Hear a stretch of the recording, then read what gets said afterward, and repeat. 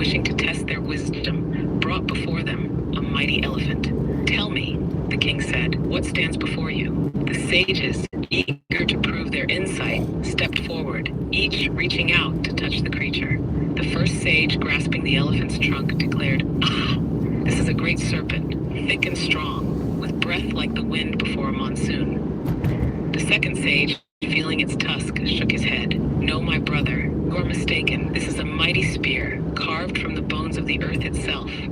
The third sage, patting its ear, laughed. "You both are fools. This is a grand fan, woven from the wings of the sky, meant to cool the brows of gods." The fourth sage, wrapping his arms around the elephant's leg, stomped his foot. "No, no, you are all blind in more ways than one. This is a tree, rooted deep in the soil, unshaken by storms." The fifth sage, pressing against the elephant's side, sighed. "You all grasp at shadows. This is a great wall, solid and unmoving, built by the hands of time itself."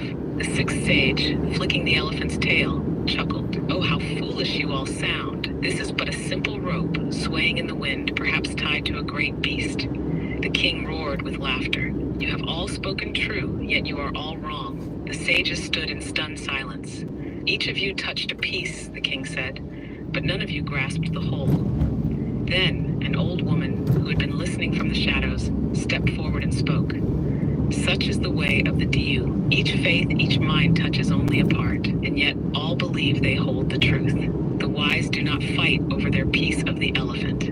They step back and seek to understand the whole." And from that day, the sages no longer argued, but instead they listened. And one day Tao becomes Do.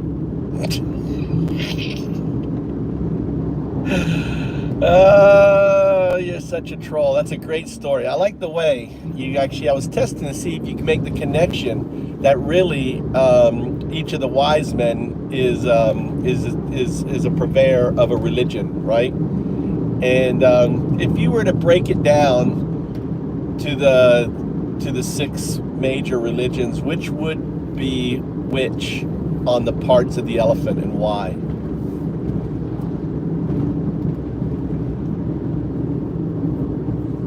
That's a great challenge. Let's break it down. The elephant as the Diu, and the six religions as the blind sages. Hinduism, the trunk.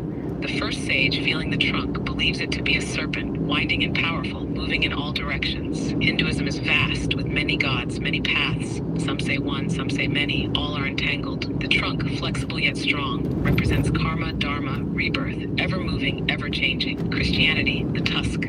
The second sage, gripping the tusk, proclaims it a spear, something sharp, piercing, and absolute.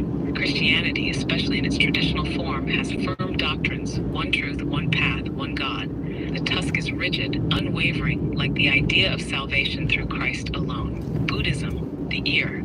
The third sage, touching the ear, calls it a fan, something meant to cool and bring peace. Buddhism teaches detachment, stillness, listening beyond sound, the middle path. The ear, wide and receptive, symbolizes meditation, wisdom, enlightenment, hearing the whispers of reality without clinging to them. Islam, the leg. The fourth sage, holding the leg, claims it is a tree, firm, unshaken, rooted deeply in the earth. Islam is founded on discipline, submission, and an unmovable structure. The five pillars, like the roots of an ancient tree. It stands firm in unity, never bending, always grounding its followers in divine law. Taoism, the side. The fifth sage, feeling the side, calls it a wall, vast, endless, something that simply is. Taoism doesn't define, it flows, it accepts paradox. There's no beginning or end. Wu Wei, effortless action. The Tao, the way. The balance of yin-yang. These are not rules, they are the fabric itself. Judaism, the tail. The sixth sage, flicking the tail, thinks it is a rope, something tied to the past, leading to something greater. Judaism is deeply tied to history, lineage, tradition, an unbroken rope connecting generations. The covenant, the law, the identity. It is not about converting the world, but preserving the chain of its people. The king's laughter, what they all missed. Each religion holds a truth, but none see the whole elephant. Some see the flow, some see the rules, some see the oneness, some see the roots, but all are touching only a part. The Diu, the entanglement beneath all things, is the elephant itself. And when you step back and see the whole, you realize it was never about the elephant. It was about the sages learning to listen